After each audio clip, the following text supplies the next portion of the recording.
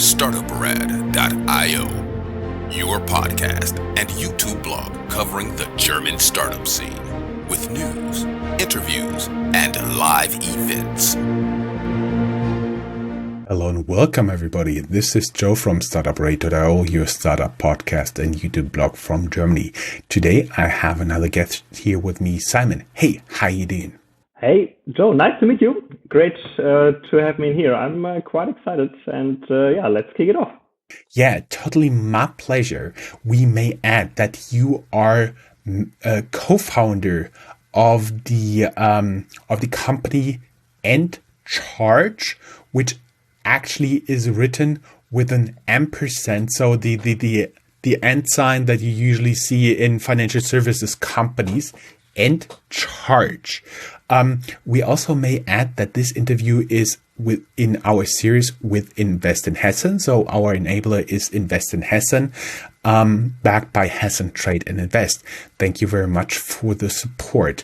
We'll later get to this because you just recently been in the news for raising a seed financing round. We already discussed this. It's something like an extended seed round or a seed plus, but nonetheless, let's talk a little bit about you here.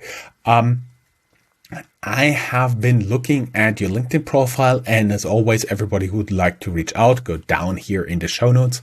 There is a link either to our blog post or directly to your LinkedIn profile. Main reason behind this is for all the audio podcasts and the video podcasts, there is a limit on the number of characters we could put there. So we put everything in a blog post. You have been working with a lot of interesting companies, including but not limited to BMW, Porsche Consulting, and you've been within Porsche coordinator for e-services for one of their SUVs.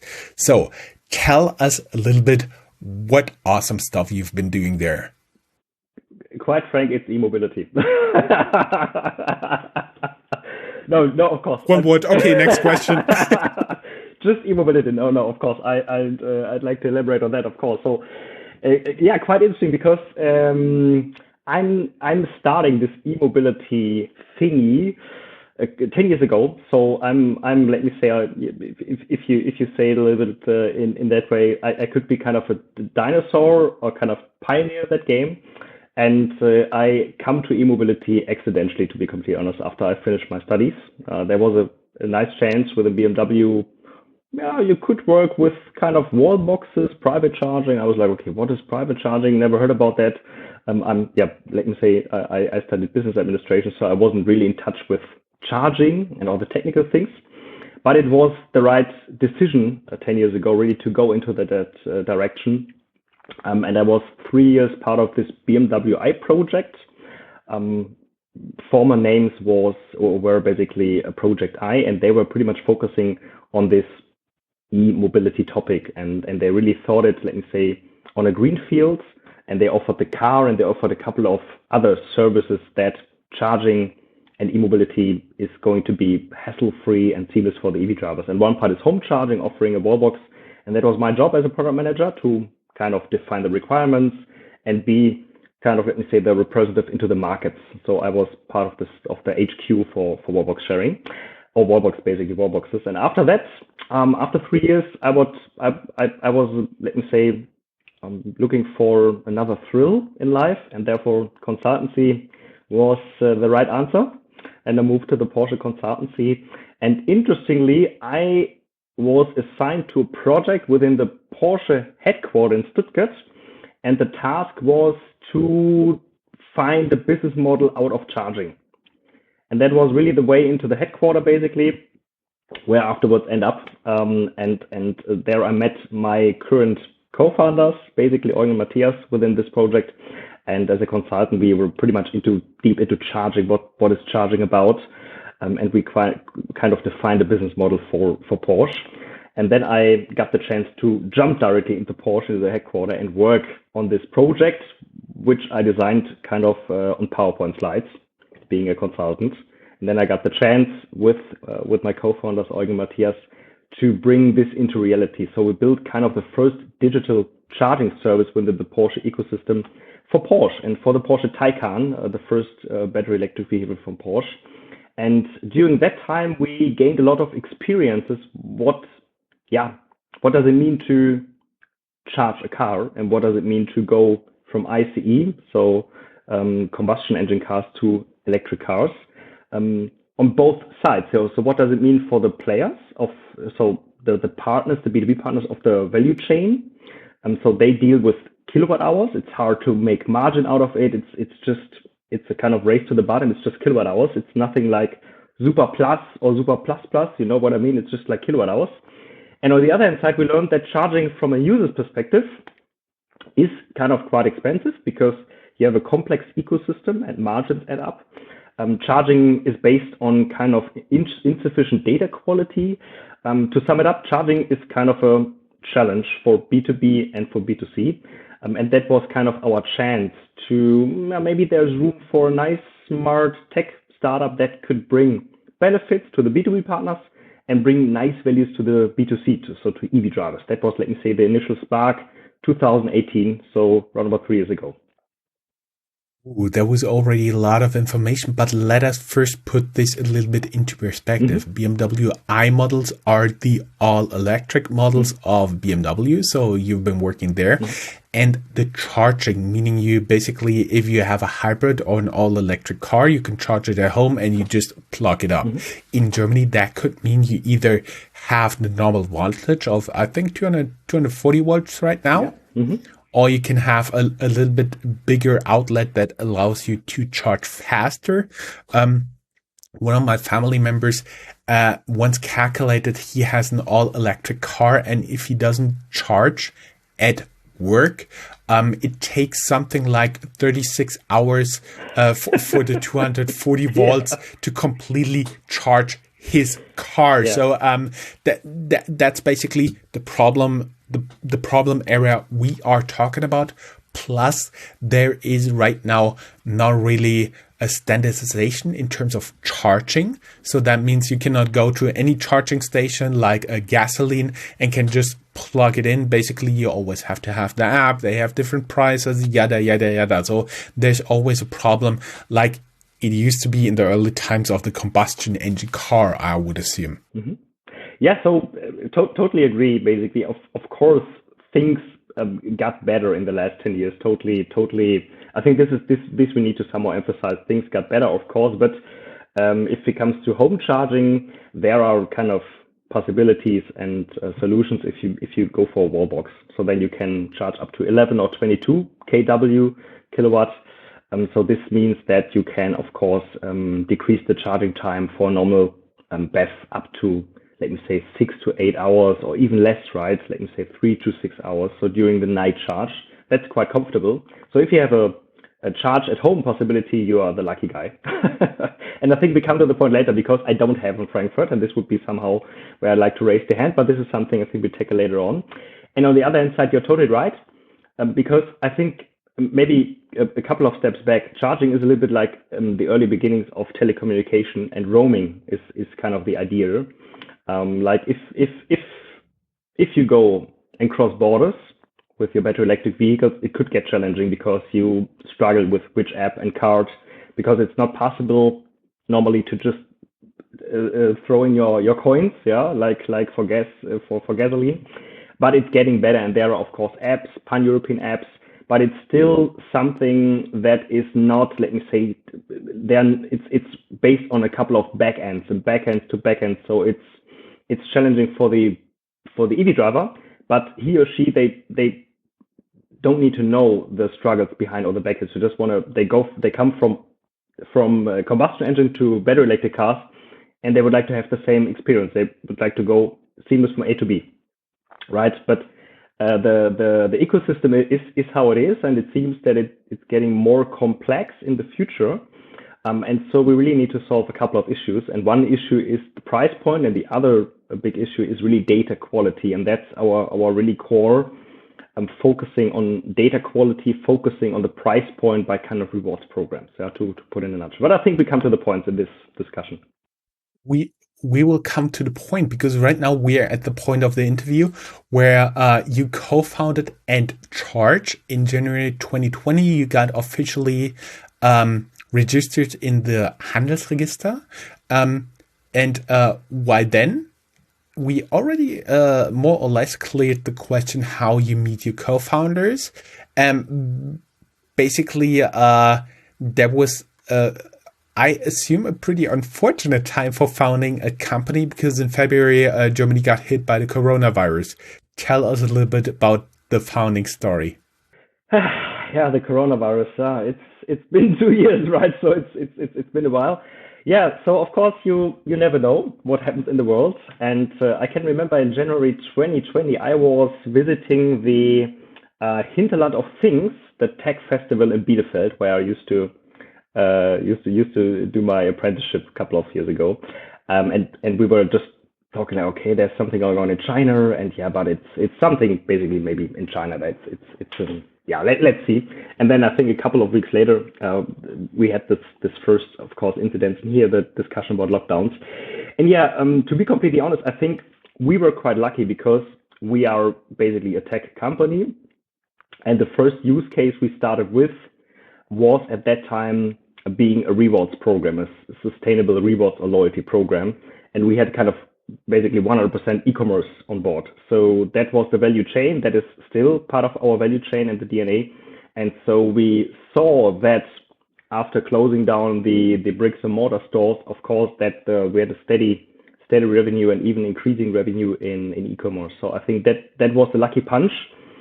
But I think I can share in here transparently. Of course, we were discussing at that time and prior to that time, and that what was again part of the founding story, that charging is like more than refueling, right? And if you charge your car, you have time, yeah, so you can do something. And why not connecting like bricks and mortar places with charging stations? So this is again another thing that is quite interesting. And luckily, we haven't focused that hard prior to the pandemic on that. So this would have been quite a challenging time. So luckily we gone through it quite well. To be completely honest, we could rely on the e-commerce part, and so therefore it was okay. Of course, it's strange working from home. By starting a new company, you like to of course spend time with the teammates and thinking about new things, experiments. But I think we had the freedom to get used to it. Working from home, we just need our laptops. So I think therefore it was good to just found something that is based on code lines. So nothing really in bricks and mortar, right? So therefore it was okay, yeah. It was okay, yeah. Now we get a little bit to in what Encharge is. And my understanding is you guys are an online shopping app that rewards users with energy for driving. I've heard another interview where you claimed 95% coverage of German online stores. And my question is, you first, of course, can you explain a little bit more extensive what you guys are actually doing? Did you improve the coverage of the online stores in the meantime? And my understanding is you guys work, for example, with Lieferando, Zalando, and Delivery Hero. Are there other recognizable names?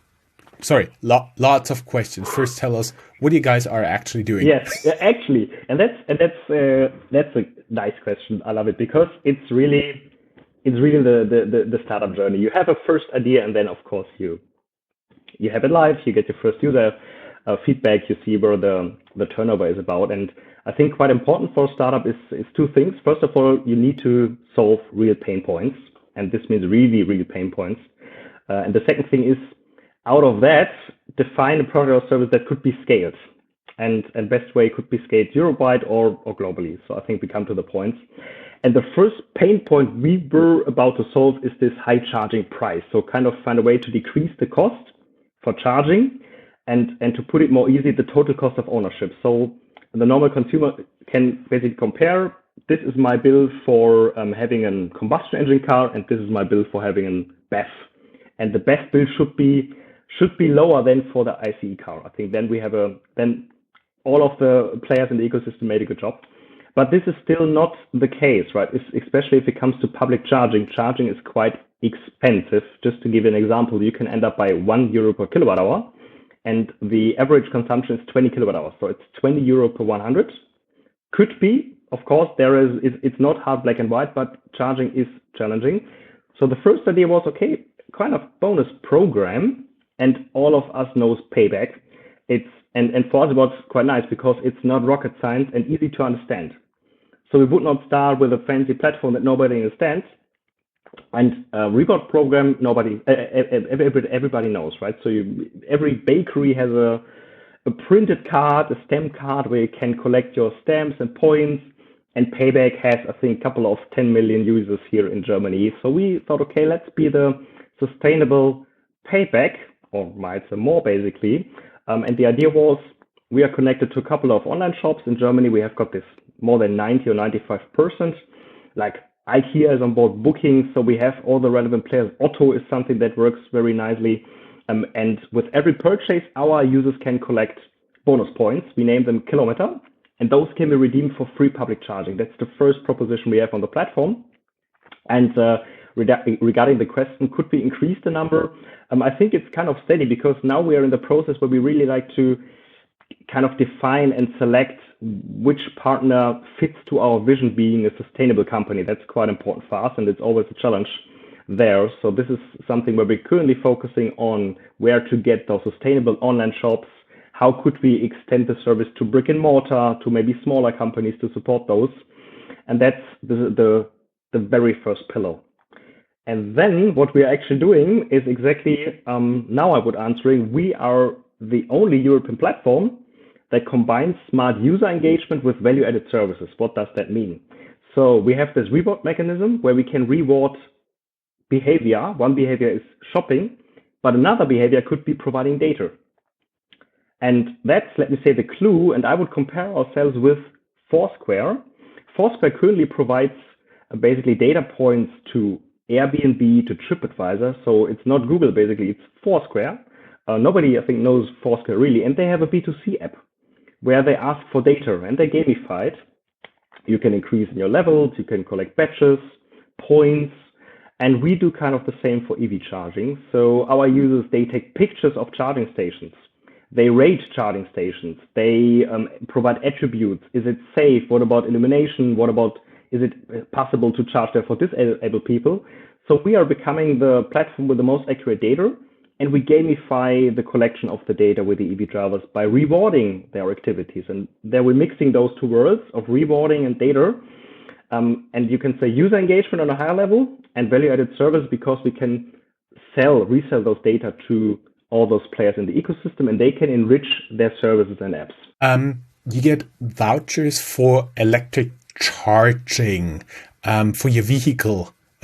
What if you don't own a vehicle or an old combustion engine? If you're part of our platform and you own a combustion engine, you say, or it could be the case. I'm not quite. I think most of the majority of the users, they already have an EV or they go for, right? They ordered and maybe they're still in combustion engine old world, let me say that way, and they already start collecting. That's quite interesting to see though. So maybe they ordered and it takes a couple of months until the car is getting delivered and they're already starting to collect kilometers, and it's cool. I'm getting familiar with it. I think we don't have the typical combustion engine users on the platform, to be completely honest. So I think for those guys, we don't have a strong proposition. Maybe some are interested in maybe gamify with us a little bit, but our focus would be really the EV drivers out there, and currently focusing on Europe, the EV drivers in Europe. My understanding is you could also redeem the points, for example, for a ride with an e-scooter, right?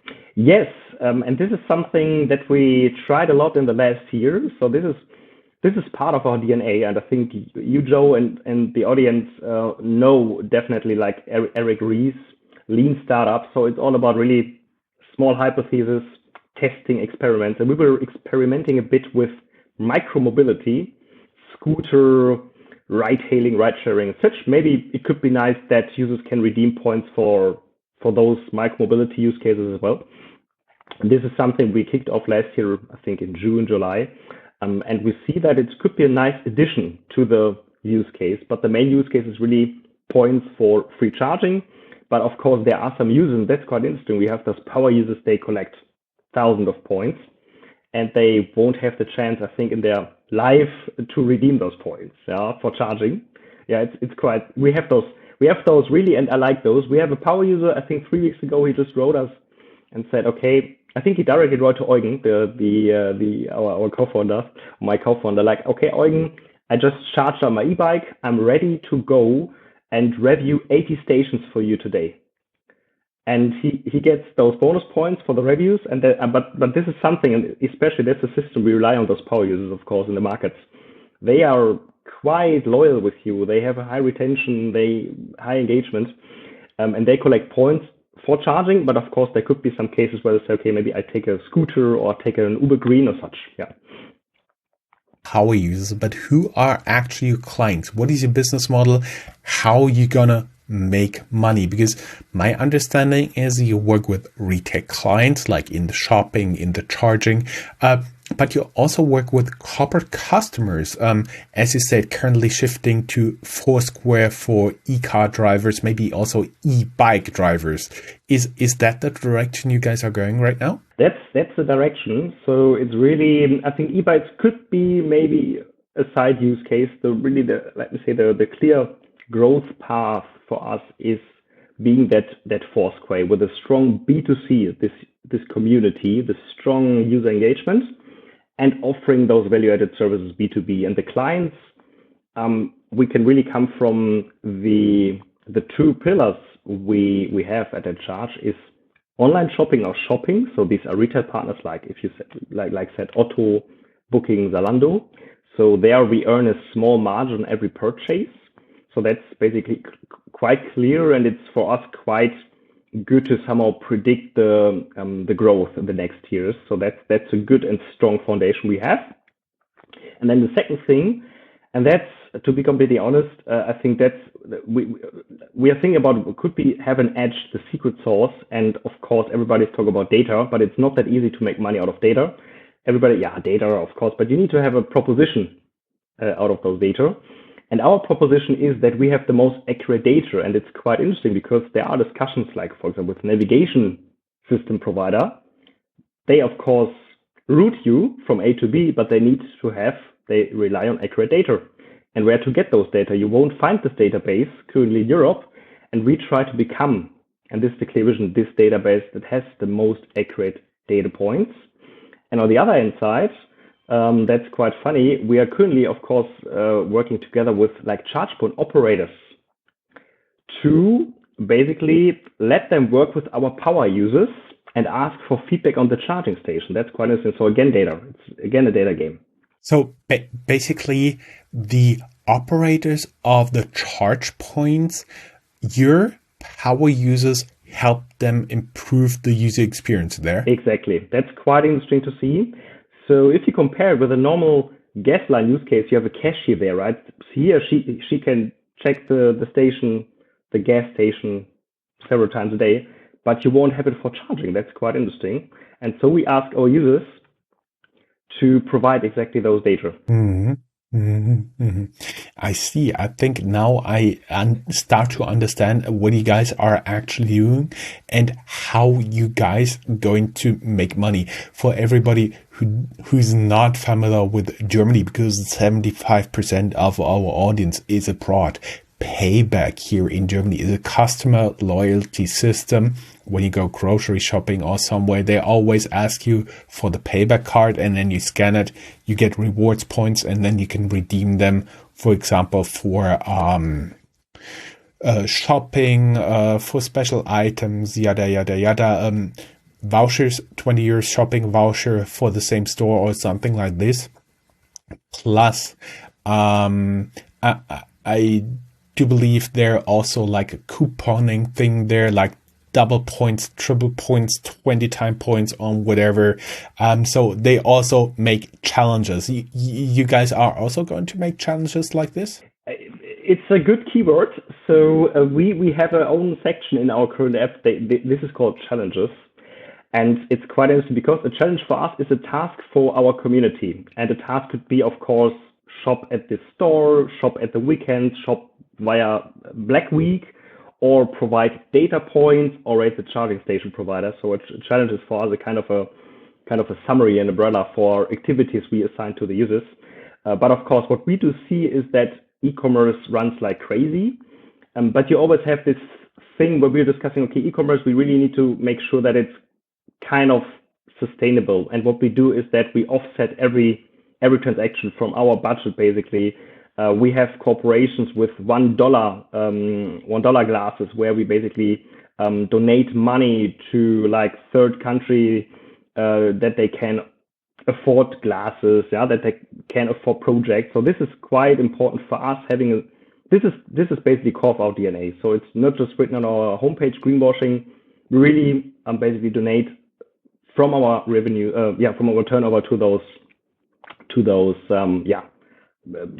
companies and providers like Red Cross or World Food Program, basically. And so we do a lot of challenges from various basically categories on our platform. You guys have been called the mice and more of the new mobility. Would you agree to that statement? Yes. So I think, of course, it is still this one pillar, and now we're shifting towards this data. So I think we could say we are the kind of miles and more payback, sustainable payback for e-mobility, plus the Foursquare for charging. I think then we have it. So the best of both worlds, basically. And we use this reward mechanism to really get the user engagement. So therefore, that's the glue or secret sauce, maybe it could be. Yeah. When you've been talking, I had two more current events in mind that I would like to ask you about. First, you talked about Black Friday. You're mostly present here in Germany. And did you really see any effect on Black Friday? Do the numbers go up like crazy, or is it like a little bump in online shopping here? It was like crazy, to be completely honest. So it was, so, and it's quite interesting to see because we see that the users, they love to be with us with this, of course, with this strong, sustainable vision we have. Of course, they could go for payback or others, but they decide, okay, I spent my money with Encharge. And during Black Week, we donated a couple of €1,000 to companies, basically. So we put away from our turnover something. And this is quite clear. So we have it quite clear on the homepage and in the newsletter where we promote the shops. And for the next year, apart from Black Week, we are thinking about Green Week. So really focusing on the sustainable shops. And it's not that easy to find such. So I think we have more than Payback when I can compare it in here, more sustainable online shops than Payback has. And it's quite hard to find those, of course, sustainable e-commerce, like Avocado Store, where you can really get your clothes, sustainable clothes or other things. And so the next logical step would be focusing more on those bricks and mortar stores. Smaller stores, could be chains, pushing, let me say, the local stores and local partnerships. Mm-hmm.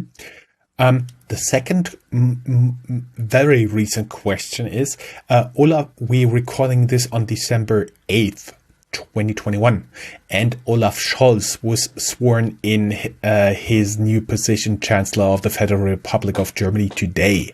What would you expect from his chancellorship? You think green mobility will get another boost? It has to. I think we have this. I don't want to be too dramatic, but it's this last chance somehow. You can be dramatic, don't worry. No, and I think it's getting dark in here. I think I just need to turn my light on, but I do it after answering. It's Twitter times. No, I was quite somehow under fire during this election. So it was really like, okay, whom to elect, what are in the programs, what can we do, what should we do? And I think we see here in Frankfurt, we have the Volt party elected. I think that's quite interesting to see. And I think it's clear we need to achieve this 1.5 degree goal. Definitely, we need to shift the industry. That's quite sure. And I think what we currently can see is that there will be a kind of boost. And we see that Germany is currently, it's not the front runner yet if it comes to e-mobility, but we are kind of overtaking other states. That's quite impressive to see. We have grants for new cars. We have grants for the private wallbox, 900 euro. You can get for the private wallbox. Then taxation exemption, etc., etc., etc., etc., etc. And those things will be extended soon. And then there are big programs, national programs to increase the infrastructure, the charging infrastructure, basically. So this is something, of course, for my small cosmos, charging e-mobility. I definitely see that there will be a push from the government. And then, of course, if it comes to digitalization, we have to, of course, improve there as well. And then many, I think we can extend this to other sectors as well. But I think this green as foundation, this is we don't need to discuss, but I think this is so quite clear that we need to really do something and have this strong shifts in Germany, but of course kind of in Europe as well. And I hope that we could be kind of, let me say, being in the front runner position, pushing other nations, and of course we have this global situation as well. So I think it's going to be a very big task for the new government for the next 4 years. A lot of things to do, but I think we have a nice chance. And the pandemic was a kind of it made transparent, so where tasks lying, and so I think there is a good chance really to now make the step forward and and set the stage for the next decades, and for the next generations to come. Lots of tasks ahead for you. How are you funding those tasks? You're right now in our interview because we found beginning of November a news piece that you raised a seed round for an undisclosed amount. I've been trying to poke you a little bit before the interview, but you didn't tell me how much. So we say undisclosed amount, but 7 digits. You currently funded by, I assume, first a little bit bootstrapping, then VC funding, seed round. You currently look for other investors. So currently we are funded so far. So the first funding we got was basically from Porsche, the seed, the initial seed, and then we now extended with Helen Ventures from Finland. So it's quite nice to have them on board, reflecting the Nordics. So they are quite, let me say, they're quite far ahead with digitalization, e-mobility. So they have some nice insights we can really make use of. Very beneficial. And so we just closed this seed plus that enables us and gives us really the chance to make it happen, to really go and move forward on the scale path we defined and we really worked on quite hard in the last month. And this is this data thing, right? So this is really becoming this Foursquare and make use of rewards. So that's the task we assigned. We just had a board meeting a couple of weeks ago where we just shared this vision, our tasks, or our OKRs, the objectives and key results. And this is where we really want to focus in the next, I would say, days and months. So in startup, it's a little bit short term. So we're currently working on that. And of course, I think there will be a golden future for the whole e-mobility market globally. So and then we need to see. But currently, we're not searching for other. So by now, investments, but I think I learned it can get fast, or it can get quite fast. That we are, to be completely honest, they are asking us. There are, let me say, requests from other VCs. I think that's then for sure. And of course, we keep discussing and I think some are maybe pre-selecting in our minds what could be interesting for the next round. But I think first of all, we need to scale quite hard. And we will. Bottom line for the VCs, if you want to get into Series A, reach out now. Talking a little bit more about your partners. I've found, for example, that you are a partner with DB Bike, meaning the bicycle rental service of German train operator Deutsche Bahn, Uber Green, and many more. What type of partners you're currently looking for, like brick and mortar retailers, other e-commerce shops, like e-scooter providers? What are you looking for? Yeah, so mainly two sides. So we are always happy to find new shopping partners, so new sources for bonus points for our users. And this could be e-commerce, in brackets, some of sustainable would be nice. This could be brick and mortar. We have some good discussions there as well. And then it's always about, let me say, burning the kilometers. So where to burn those kilometers, and that's mainly those. There are two specific words in this ecosystem. One is CPO, charge point operator. That's the gas station provider, to put it pretty simple, like the Aral of charging. And of course, Aral, they currently transforming to e-mobility as well. So those partners on a European scale, like EnBW is a very big one. We just closed a cooperation in Germany. Mainova here in Frankfurt, those partners who are really providing access to charging stations. That's the main target. So one side e-commerce or commerce for earning, and the other side is really for burning those kilometers and collecting those data. Yeah. Again, we may add for our audience outside of Germany, Aral is one of the big change for gasoline stations here in Germany. Talking about here in Germany, in which countries are you currently available? Yes, so currently we have 6 European markets. It's the DACH region, so Germany, Austria, Switzerland, and we have Belgium, And Liechtenstein? And Liechtenstein, not yet. It's the same with Benelux, Belgium, Netherlands. Luxembourg will follow soon, I would say. And UK we just launched. And for us, it's currently we are somehow in the go-to strategy for the next markets. And there's lots of going on in the market. So for sure we will launch our app.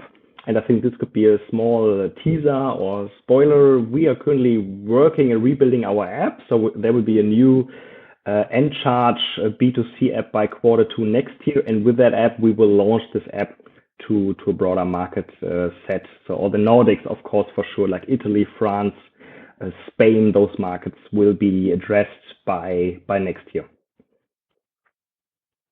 Mm-hmm. You are currently headquartered in Frankfurt. That's why we're talking, sponsored by Invest in Hessen.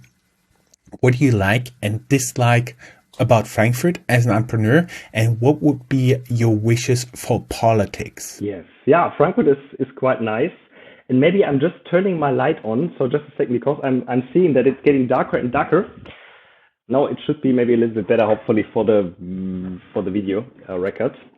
So yeah, Frankfurt is quite nice. So I used to live in Stuttgart and Munich a couple of years, and basically Frankfurt is, of course, if it comes to fintech, it's I think the place to be. And for us, it was a quite good decision to be here, because we don't have these hard competitions for the good brains as we would have in Berlin, for example. Right? If you have developers, I think wouldn't stay for more than 6 months or 12 months with their company. So in here, it's quite more. It's not that hectic, and it's not that hectic startup place. This is what I like in Frankfurt. First point, and the second point now for me, as I'm a salesman basically, so I used to travel a lot, and I will be traveling more, and it's quite nice. I'm living in Bockenheim, and it's just 10 minutes to the central station, and I'm just taking ICE. It's quite nice, sustainable transport, and it's from a European perspective. You can go to Amsterdam, you can go to Munich or Berlin, Hamburg. It's quite easy from here, from Frankfurt, so it's quite good located. This is what I really like. So the dislike, and there's a big dislike, and this is somehow the kind of fingerprint. We don't have charging infrastructure in here, so we are kind of the worst cities in whole Germany. It's really unbelievable. It's quite crazy. Nothing happens, and if I'm searching for charging station near Bockenheim, I think I can just count it on one hand. It's not more than 5 in a circle of, I would say, 20 kilometers, 15 to 20 kilometers. You won't find charging stations in here. And this is, I think, something due to complex regulations and such. I really can't find the reason why, because there are lots of things going on. We see other cities, for example, like Hamburg, they have 1,400 charging points. To compare it with Frankfurt, I think we have 150 charging points. So it's really it's kind of crazy. And if you would like to go electric here in Frankfurt and you can't charge at home, you won't do it because you can't recharge your car as easy as it is. So either you can charge at home, and I can't because I have this duplex garages. It's quite expensive to go for Wallbox. I can't charge at work, so there's no possibility for me now to recharge a car. And this is something, of course, we need to think about with the players, with the stakeholders, how to fix that. I think, of course, there's some announcement in the press. There will be charging stations, but I can't see really like where they could build, and it seems to be delayed by months and months and months and months. And if you Google it, you find a lot of articles on that. Even 1 or 2 years ago, Frankfurt is lagging behind, and it's 1 or 2 years ago. And I'm questioning myself, why is there nothing happening now? So yeah, I think this would be my dislike. We need to work on. Of course, I can offer my help, and but we need to work on that, because otherwise we would get a problem in here achieving this ratio of electric vehicles in Frankfurt. Yeah. We may add that Bockenheim is one of the boroughs of Frankfurt with a population a little bit above 40,000 people. That said, Simon, it was just a pleasure talking to you. We now recorded more than 41 minutes. Oh, wow. That might be a new record. Oh. Thank you. Thank you very much. It was an awesome interview. All the best. And let us guys know when your new app will be available. We will share it on our social media channels and update this interview here. Oh, just great show. It was quite a pleasure. Quite nice talk with you. Very fruitful. And yeah, let's stay in touch, and let's rock e-mobility. Thank you. Have a great day. Bye-bye. You as well. Bye-bye, Joe.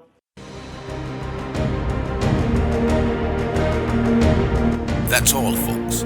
Find more news, streams, events, and interviews at www.startuprad.io. Remember, sharing is caring.